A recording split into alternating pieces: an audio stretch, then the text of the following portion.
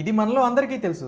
మనం చనిపోయిన తర్వాత మనం మంచి చేసినట్లయితే స్వర్గానికి వెళ్తాం, చెడు చేసినట్లయితే నరకానికి వెళ్తాం. అయితే నరకంలో ఎలాంటి శిక్షలు విధిస్తారు? గరుడ పురాణం ప్రకారం మనకి నరకంలో 28 రకాల భయంకరమైన శిక్షలను విధిస్తారు. ఆ 28 శిక్షలు ఏంటనేది ఇప్పుడు ఈ వీడియోలో తెలుసుకుందాం.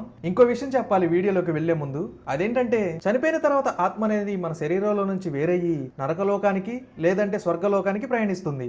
నరకానికి చేరుకున్న తర్వాత మళ్ళీ తిరిగి అదే శరీరాన్ని సంతరించుకుంటుంది. స్వర్గంలోని సుఖాలనైనా సరే లేదంటే నరకంలోని కష్టాలనైనా సరే మళ్ళీ ఆ శరీరం ద్వారా మనం అనుభవిస్తూ ఉంటాం అనమాట. అలాగే స్వర్గంలోని ఆనందాలు నరకంలోని బాధలు తెలుస్తూ ఉంటాయి. ఇప్పుడు మనం ఆ నరకపు శిక్షలు ఏంటనేది తెలుసుకుందాం. నెంబర్ 1, కాలసూత్రం. మనం ఎవరైనా పెద్దవాళ్ళని డిస్రెస్పెక్ట్ చేసినా, వాళ్ళని టార్చర్ చేసినా, ఎవరినైనా ఆకలితో ఉంచినా, మన ఇంట్లో వాళ్ళైనా సరే బయట ఉన్న పెద్దవాళ్ళైనా గానీ ఎవరినైనా అలా చేసినట్లయితే మనకి ఈ శిక్షని విధిస్తారు. ఈ శిక్షలోని భాగంగా మనల్ని విపరీతమైన వేడిలో ఉంచుతారు. అది బగబగా మండే వేడి నూనెలో కావచ్చు, లేదంటే ఎర్రటి నిప్పులు కొలిమి దగ్గర కావచ్చు. ఎక్కడైనా సరే ఆ వేడిలో ఉంచి ఆ తర్వాత మనం పెద్దవాళ్ళ విషయంలో ఎలా అయితే ప్రవర్తించామో సేమ్ మన విషయంలో కూడా అలాగే ప్రవర్తిస్తూ మనకు కూడా అలాంటి ట్రీట్మెంటే ఇస్తారు. మళ్ళీ వేడి దగ్గరే ఉంచుతారు, మళ్ళీ అలా చేస్తూనే ఉంటారు.